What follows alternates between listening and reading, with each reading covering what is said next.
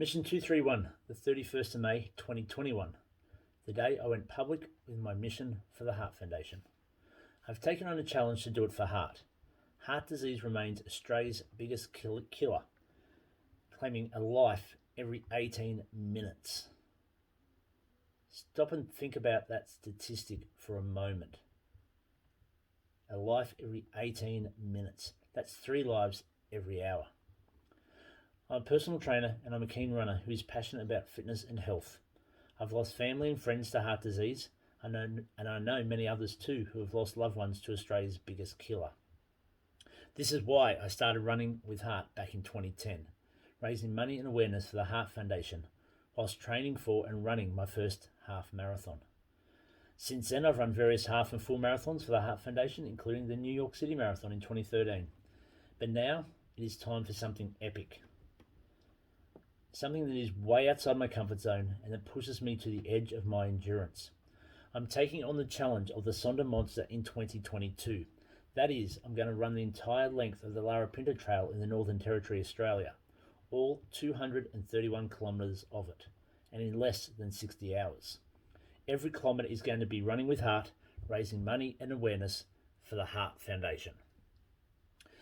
That is my opening blog on my fundraising website, the Running with Heart fundraising website through the Do It With Heart.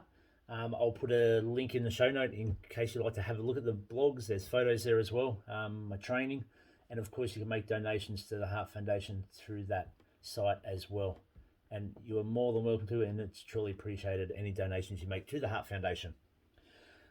So the last few weeks we've spoken about my anxiety battle over the past 2 years, and I'd like to take this opportunity to thank everyone for the best wishes and the support and the offering of support since talking about my anxiety battle. Really appreciated, and it really means a lot to me. This is episode 6 of the Running with Heart podcast, everyone. I'm Andrew Neville, and I've taken on, as I said in the opening, the Sonder Monster, Mission 231. And Mission 231 obviously got its name from the distance of the Sonder Monster event at the West Max Running Festival, running the entire Larapinta Trail, 231 kilometres of it. So this episode, after doing the last few weeks talking about my anxiety and moving, I guess, from overthinker to overcomer, finding my old self, and the journey continues with that. So I thought it was a timely opportunity to look at the journey ahead. A lot of people are stopping me in the street and asking about the journey, what's planned in terms of fundraising, in terms of my training, and questions in regards to what I think about during my long training runs and what I'm eating. So I want to talk more about the journey ahead, talk about the fundraising, initial fundraising plans that I have, but also talk about my training plans and what you can sort of expect me to be doing with that as we move towards May 2022 and attempting the Sonder Monster. So firstly, for those who may have just joined the journey, welcome. To recap, so the Sonder Monster is part of the West Max Running Festival held in May, usually around the third weekend in May. It's been held 3 times now, and so it'll be the 4th running of it in May 2022. And I'm looking at doing the Sonder Monster, which is the full event, 231 kilometres, running the Larapinta Trail, starting at Mount Sonder and running into Alice Springs. So yeah, May 2022. The catch, I guess, if you'd like to call it a catch, is you have to complete the event to be regarded as successfully completing it in under 60 hours. So you've got less than 2.5 days to complete that 231 kilometres. And the elevation is, I don't have it in front of me, but it's like 8,700 metres. So that's overall. That is overall. That's just not Mount Sonder. Overall, the elevation is around 8,700 metres, which is higher than Mount Everest. So overall, we'll be climbing higher than Mount Everest. It's a challenge. It's an event that not everyone completes. This year, there were 15 starters, and only 3 people completed it in under the 60 hours. And the first year, I think it may have been 4 people, maybe 4 people, possibly 2. So the start to finish ratio is not high, and that is why I'm taking my training so seriously.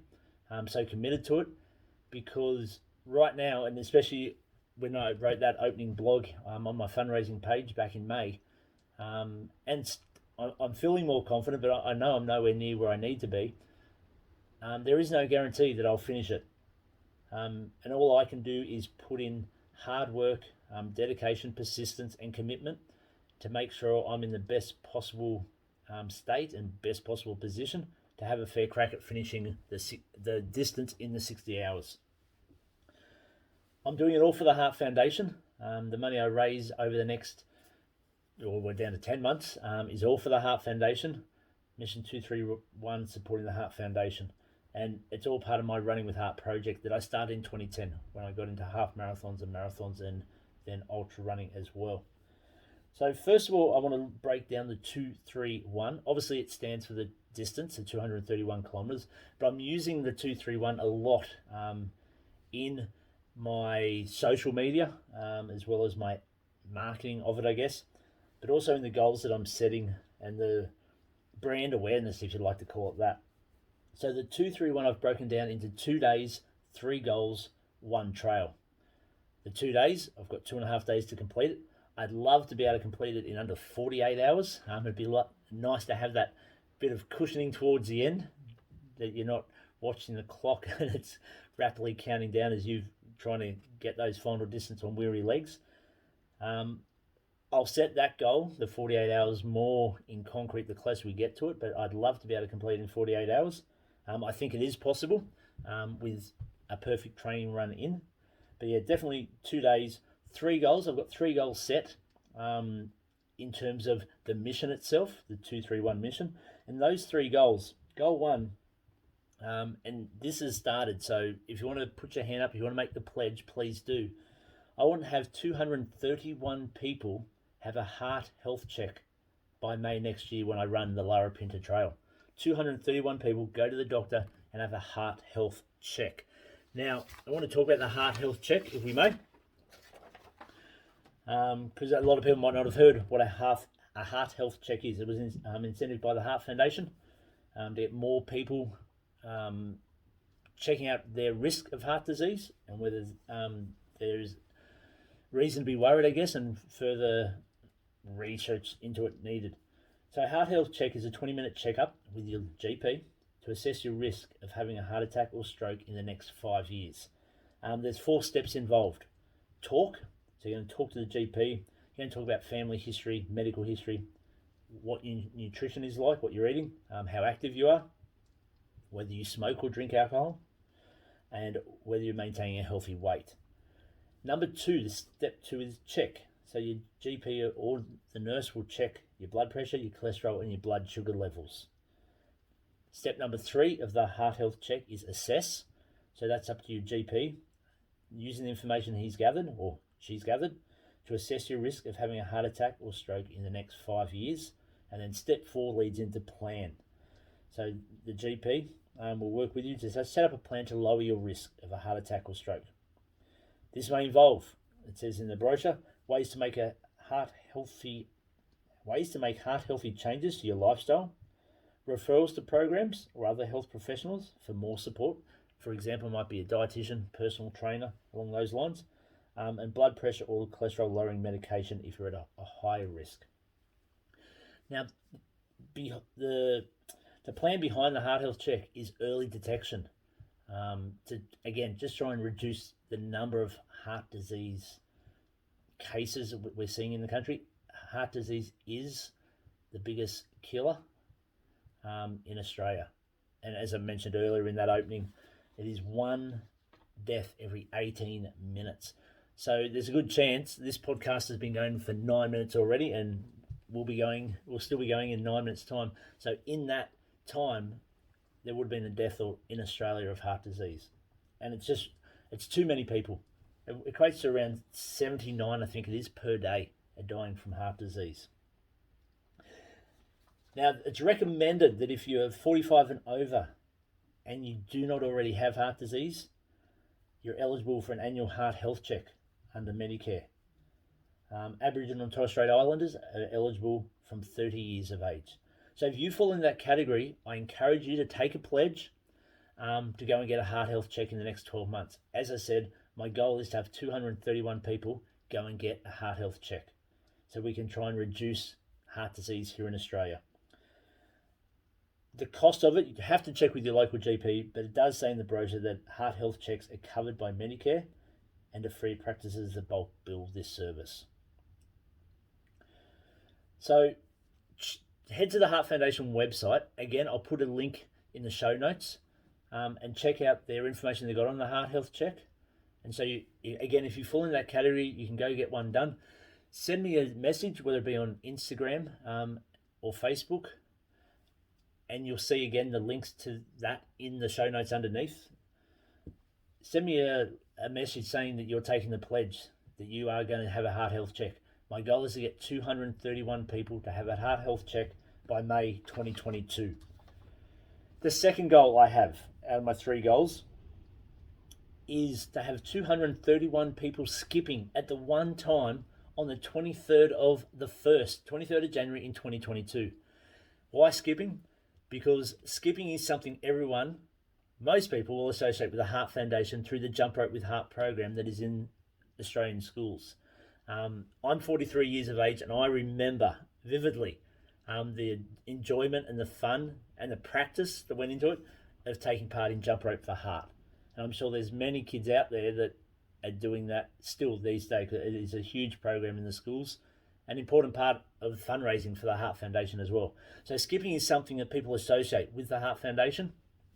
And so my goal is to have 231 people skipping at the one time in the one location on the 23rd of the 1st. Again, using the numbers 231, and that'll be in 2022. So look, keep an eye on the socials. We'll be talking about it more obviously as it gets closer. But 231 people skipping in the one location on the 23rd of the 1st is a second goal. And then the third goal is a big one. It's to raise $23,100 for the Heart Foundation. Again, I'm using the numbers 23.1 thousand, 231, mission 231, 231 kilometres. I'm running 231 kilometres for the Heart Foundation, and I want to raise $23.1 thousand for them. When I did New York in 2013, running 42 kilometres, we raised, as a community and the community surrounding Portland, over $13,000. I'm confident we can get to $23,000 by May 2022 next year. And I thank everyone already who's supported the fundraising. They keep coming in regularly, and we're currently sitting at just over $1,500. So it's a great start in such a short time. So 2 days, 3 goals, just listed those goals. And again, they have 231 people have a heart check by May 2022 next year. To have 231 people skipping in the one location on the 23rd of the 1st next year. And to raise $23,100 for the Heart Foundation. And of course, the final number, the one trail, Lara Pinta, it's all about the Lara Pinta Trail, 231 kilometres in its distance. And my job is to run it in its full distance in May 2022 next year in under 60 hours to complete the Mission 231, raising money for the Heart Foundation and awareness of it along the way. So, how are we going to do that? The fundraising. Now, the fundraising isn't just a matter of asking for donations and donating to the Heart Foundation cause. I want to, as part of the journey, I want to increase people's awareness of the things that affect heart disease, that increase your risk factors of heart disease, and things you can do to prevent heart or help prevent heart disease. It's not just about raising the money, it's about making a difference to the numbers, the number of people that are affected, the number of people that are suffering. And it's not just the people that are battling heart disease.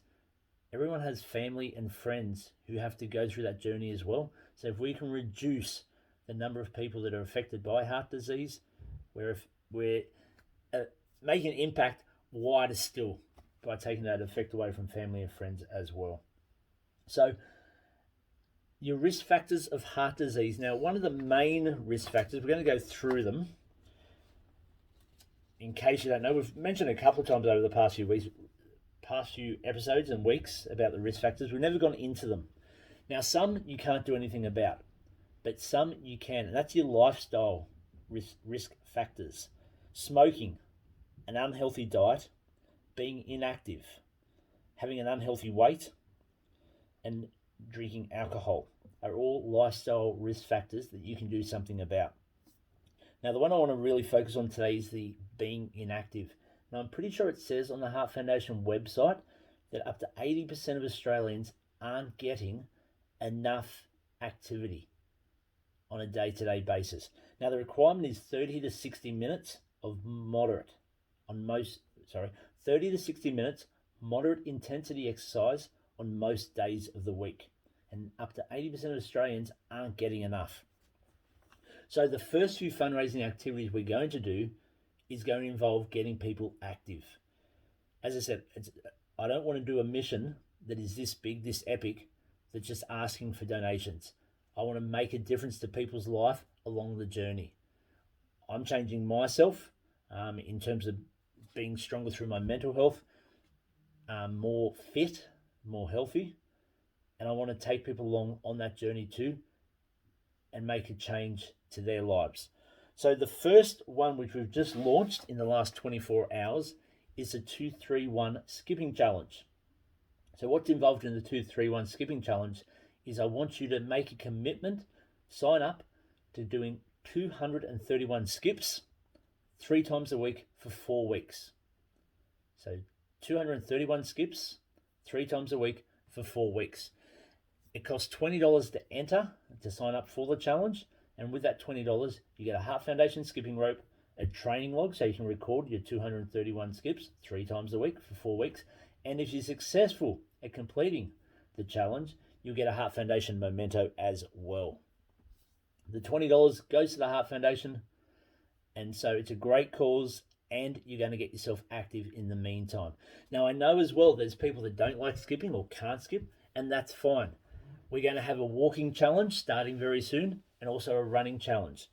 The walking challenge will be challenging you to commit to walking for 23 minutes and 10 seconds 3 times a week for 4 weeks. And the running challenge will be challenging you to run for 2.31 kilometers 3 times a week for 4 weeks. Keep an eye on again on the socials. The links are in the show notes at the bottom of the page. But the one that is happening right now is the skipping challenge, the 231 skipping challenge. Are you going to sign up and get yourself more active? Take part in the Heart Foundation skipping, famous Heart Foundation skipping, and we're challenging you to do 231 skips over that rope 3 times a week for the 4 weeks from when you sign up. If you want to sign up, head to the fundraising page, the Running with Heart Mission 231 fundraising page. Again, the link is in the show notes. Donate $20, and in your comments, it'll ask for a comment if you want to leave. For myself, just type in 231 skipping. And then you'll have your details there that you'll put in, and I'll make contact with you to get the rope to you and your training log. So, we've talked about the lifestyle factors that are part of the risk factors of heart disease. Again, just going over them: smoking, unhealthy diet, being inactive, unhealthy weight, and drinking alcohol. We then look at the health conditions that can lead to heart disease, increase your risk of heart disease, and that's high blood pressure, high cholesterol, diabetes, and mental health. And then there's the factors you can't control, the ones you can't do anything about, and that's family history, ethnic background, and your social environment. There's also female-specific risks, for example, complications in pregnancy, such as high blood pressure, preeclampsia, and gestational diabetes.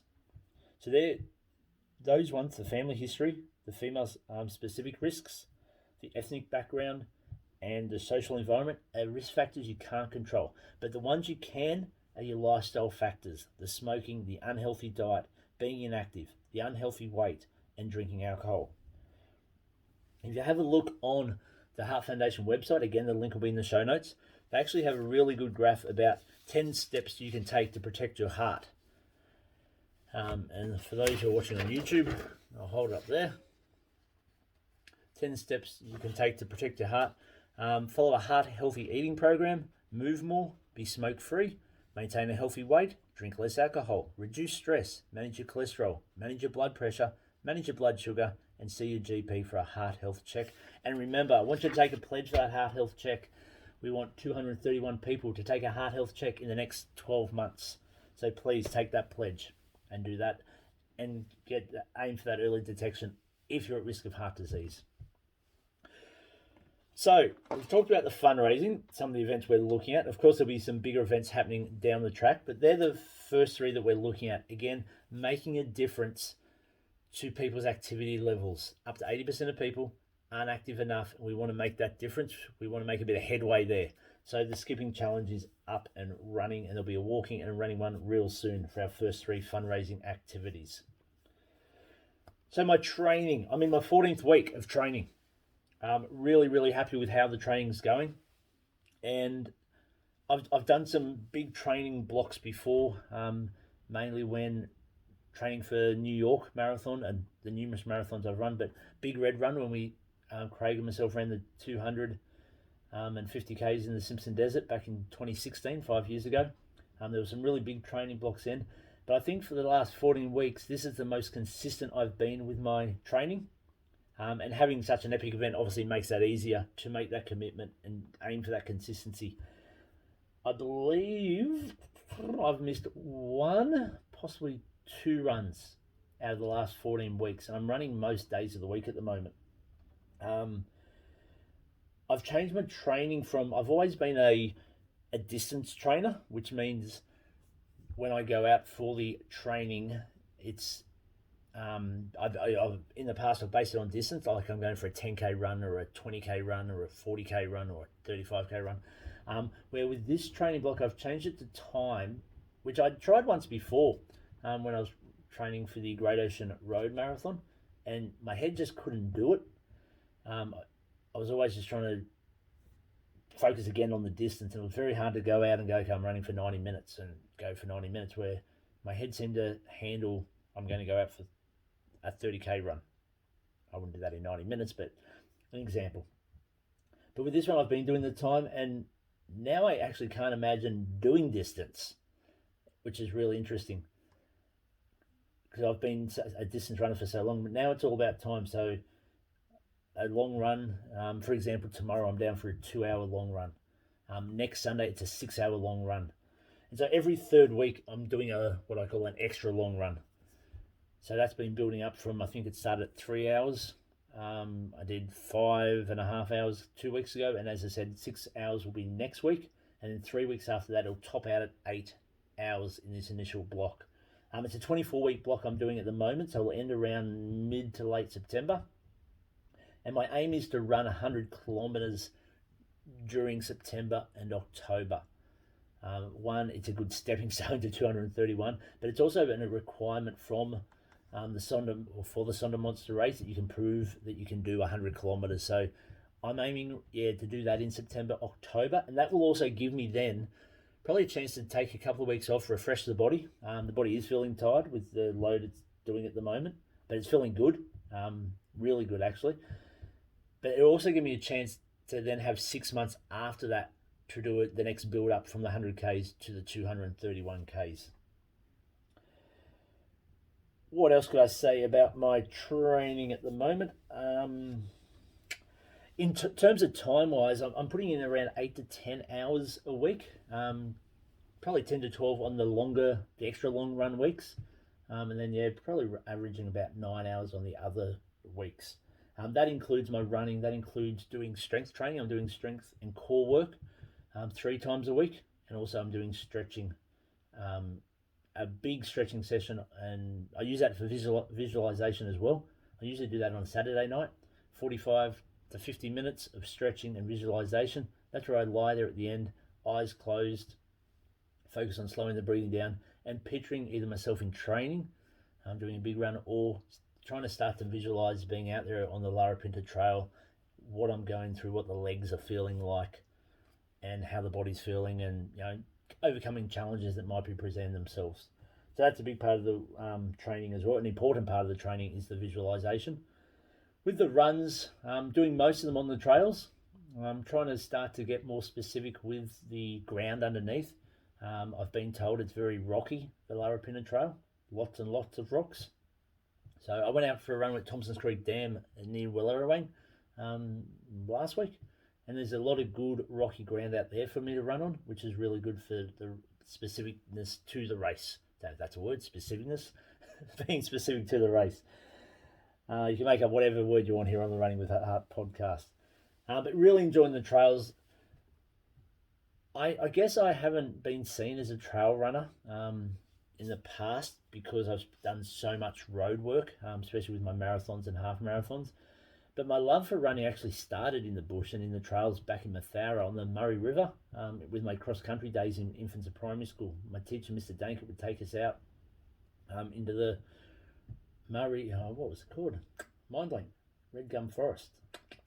There was Gulper Forest. Anyway, out in the forest, and he'd drop us. He had his brown Datsun, drop us out there and tell us to run back into school. I can't imagine it being allowed these days, but they were the best moments, and my fondest memories of Mathara was being dropped in the middle of this massive forest and just running through the bush on the trails back into town, which was probably only 2 k's away. Felt like it was about 10 k's back then as a kid who was in year 2, year 3.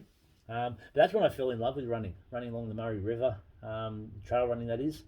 And it's really been good to get back into the trail running over the last 12 months. And it probably started what forced me back there was the start of COVID-19. Headed into the Portland Common to do my running. We're in the restricted movements and that, and yeah, it was really good to be able to push it. Have the fear of snakes, and my wife, Monique, and myself, we spent a lot of time in the bush during the summer months, which has helped help towards overcoming. I won't say I've overcome the fear, but overcoming the fear of snakes. So really enjoying my time in the bush and just being amongst nature and just getting away from the busyness of the world and the stresses of the world, especially with the times we're living in at the moment. So yeah, a lot of my training runs are in the bush and on trails, but throwing the roads every now and again too, just for a change of scenery and the ground underfoot.